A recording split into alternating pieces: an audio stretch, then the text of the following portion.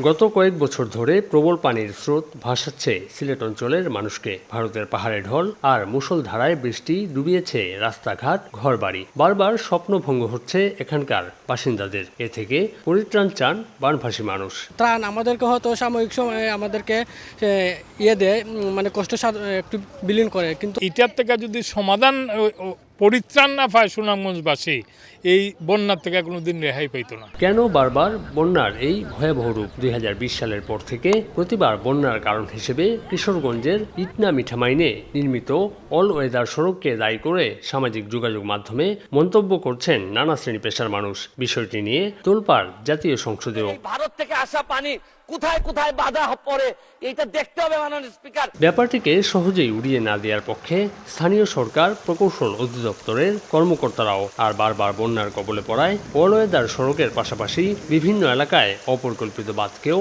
দায়ী করলেন পানি উন্নয়ন বোর্ডের এই কর্মকর্তা। নগদের কাছে সব গ্রাহকই প্রিয়, তাই তো সারা দেশে ক্যাশ আউট চার্জ সবচেয়ে কম।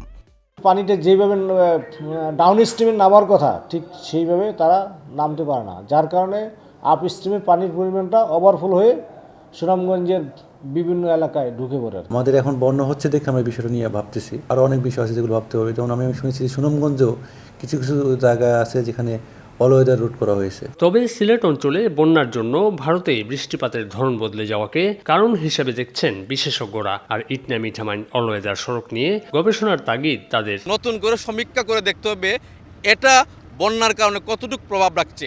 ঠিক যতটুকু প্রভাব রাখছে ঠিক ততটুক প্রভাব অপসারণ করতে হবে। চলতি বছর এ পর্যন্ত 2 দফায় সিলেট অঞ্চলের সবকটি নদ নদীর পানি বেড়ে তলিয়ে যায় বিভিন্ন এলাকা।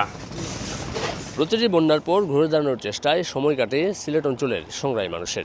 কিন্তু বন্যাকালীন সময়ে তাদের উত্থাপিত দাবিগুলো বেমালুম যেন ভুলে যান দায়িত্বশীল পর্যায়ের কর্তা ব্যক্তিরা। এবারের বন্যায় ব্যাপারটি নিয়ে গবেষণার জোরালো দাবি উঠেছে। আমিনুল ইসলাম, সময় সংবাদ, সিলেট।